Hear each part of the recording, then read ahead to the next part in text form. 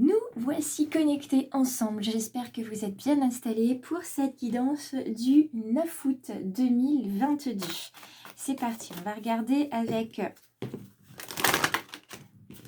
ce grand oracle du peuple animal, quelle est l'énergie qui nous accompagne aujourd'hui. Hier, nous avions ce fabuleux lion pour ce portail en lion. J'espère d'ailleurs que vous avez passé une très belle nuit parce que certains ont pu ressentir des insomnies, des douleurs au niveau de l'estomac ou aussi des symptômes grippaux. Donc sachez que tout va bien.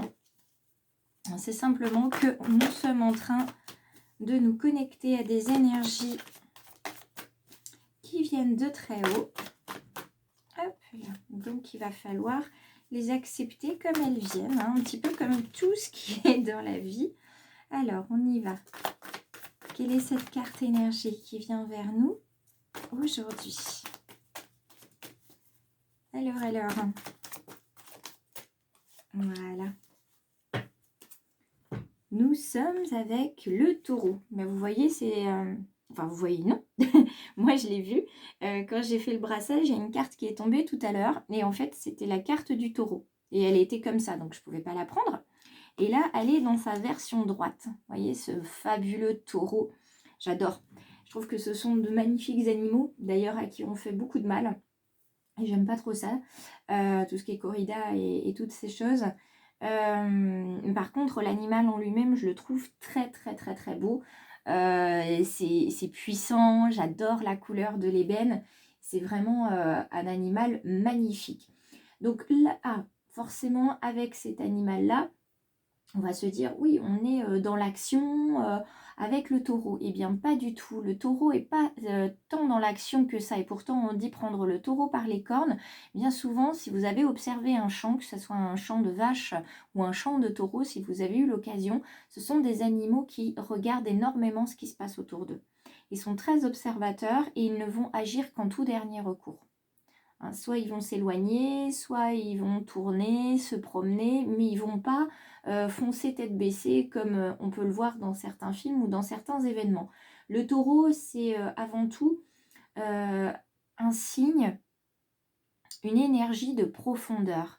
On va aller voir en soi, on va aller chercher. Hier, on allait voir le rayonnement, donc ce qu'on peut offrir à l'extérieur. Là, on va se recentrer sur soi pour aller voir à l'intérieur. Éventuellement, des petites choses qui ne sont pas très jolies et qu'on doit travailler, des blessures qui sont encore là, qui se réveillent. Et puis, c'est aussi un signe très fort d'engagement et de responsabilité. On prend aujourd'hui notre responsabilité sur ce qui va et ce qui ne va pas dans notre vie et on s'engage à apporter un changement. Je n'ai pas dit une amélioration, j'ai dit un changement. Et c'est très important que vous entendiez bien cette nuance-là.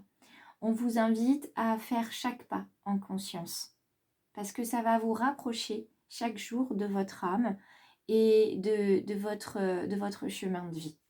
Donc dans cette version-là, c'est-à-dire la version droite, on vous invite à vous connecter à vos besoins sur Terre. D'accord? Donc des besoins physiques, des besoins émotionnels. On vous invite à faire le point sur vos besoins et aussi à trouver votre place dans cette société, dans cette vie, dans votre famille. Et puis à aussi, j'ai envie de vous dire, lister vos richesses. Quelles sont vos richesses? Quelles sont vos qualités? Quels sont vos défauts également? Parce qu'ils peuvent être porteurs d'une certaine forme de richesse. Et puis bien sûr, avec le taureau, on développe la gratitude. Donc aujourd'hui, c'est pleinement reconnaissante que je vous remercie d'être connecté, que je vous remercie d'être abonné à ma chaîne et que je remercie certains aussi parce que je sais que parmi vous, aujourd'hui, parmi ceux qui me regardent et qui m'écoutent, il y a des petites étoiles, donc des abonnés, et il y a également des personnes qui vont s'abonner. Donc la gratitude, remerciez toujours et encore de ce que vous pouvez avoir. Remerciez déjà d'être présent sur cette terre et d'avoir un jour de plus sur cette terre et dans cet univers. Ça, c'est fait tous les matins parce que je trouve que c'est une des premières gratitudes qu'on devrait avoir. Alors, on retourne les cartes ensemble. Un boomerang, une dualité, une maison, patience et bonheur et joie. Alors, j'entends que certains se disent qu'en ce moment, tout ce qui leur arrive, c'est le karma. Alors, évidemment, il y a des actions qui sont à effet boomerang, qu'elles soient positives ou négatives, hein. C'est un petit peu comme quand on fait un prêt, il y a toujours un retour avec les intérêts. C'est d'ailleurs pour cela que je vous invite régulièrement à être dans la gratitude, dans la bienveillance et surtout de faire les choses en pleine conscience et avec gentillesse, avec amour bien sûr. Alors, il y a deux choses. Il y a ceux effectivement pour qui il y a un effet boomerang, alors qui peut être positif ou négatif. En tout cas, cet effet va leur apporter un certain doute. Ils vont douter pendant un moment et ils vont avoir besoin de se rapprocher de leur foyer, de leur maison, de se recentrer sur leur intériorité pour pouvoir savoir ce qu'ils vont faire, ce qu'ils vont accepter, ce sur quoi ils vont se responsabiliser dans ces prochaines semaines. Et on vous invite à la patience, évidemment, puisque rien ne se fait dans la rapidité comme ça. Surtout quand on travaille sur soi et sur l'intériorité, il faut de la patience pour atteindre la joie et le bonheur. Quant aux autres, on est sur une situation qui revient, donc une situation du passé qui revient dans votre vie, qui est liée à votre base, à votre foyer, à votre famille, qu'elle soit votre famille actuelle ou que ce soit votre famille au niveau des parents et des grands-parents. Donc là, il y a une situation qui revient bousculer les bases de votre être et qui vous amène effectivement ces doutes et qui vous fait réfléchir sur le fait que quelquefois, et là vous vous en rendez compte, vous êtes double. Vous n'avez pas les mêmes façons de faire, vous n'avez pas, comment dire, j'entends le masque. C'est-à-dire qu'il y a des situations où vous portez un masque et d'autres où vous ne le portez plus. Alors, probablement pour vous préserver, vous protéger. D'autres pourraient dire que c'est un signe d'hypocrisie. Donc, attention, on ne juge pas, mais il y a en vous ce besoin de retirer ce masque et de montrer votre authenticité. Et il y a une situation qui va revenir pour que justement ça vienne bousculer ça. Alors les autres vont avoir besoin de patience pour vous accepter tel que vous êtes réellement, mais tout ça finira dans la joie et le bonheur. Donc aujourd'hui, montrez vos besoins, responsabilisez-vous. En tout cas, prenez la responsabilité de vos actes, de vos paroles. On va venir regarder les petits conseils en plus. Bah, dites donc, les conseils arrivent vite et arrivent bien. Alors, regardons ensemble. Je prends ces trois-là comme ça, parce qu'ils sont venus ensemble. Vous voyez, hier, on vous le disait de rester vous-même. Hein. Eh bien, on continue aujourd'hui. On reste soi-même et vous êtes capable de réaliser de grandes choses.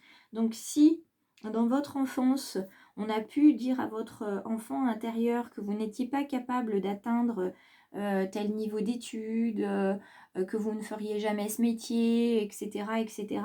Là, vous avez un petit peu une situation qui va vous ramener à ça et vous allez vous dire non, en fait, je ne peux pas changer de travail, je ne suis pas capable, et puis qu'est-ce qui va m'arriver, etc., etc. Donc, étudiez cette situation-là, qui vous l'a dit, quelles étaient ses motivations et ses intentions. Est-ce que c'était pour vous protéger ou au contraire pour que vous n'atteigniez pas un niveau supérieur d'études ou un métier, une profession plus hautement sociale que cette personne? En tout cas, posez-vous cette question et faites ce travail avec patience, d'observer cette situation, vos ressentis, vos émotions pour pouvoir vous grandir et prendre la bonne décision, puisque peu importe la décision que vous allez prendre, c'est une décision de toute façon qui fera votre bonheur.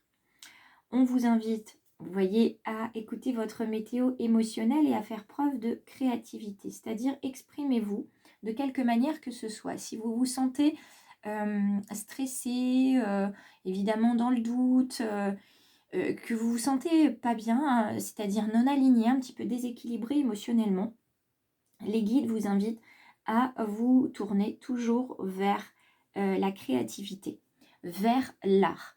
Il y a 7 muses pour l'art, 8 si on compte évidemment un art supplémentaire. Tournez-vous vers l'art qui vous convient le mieux.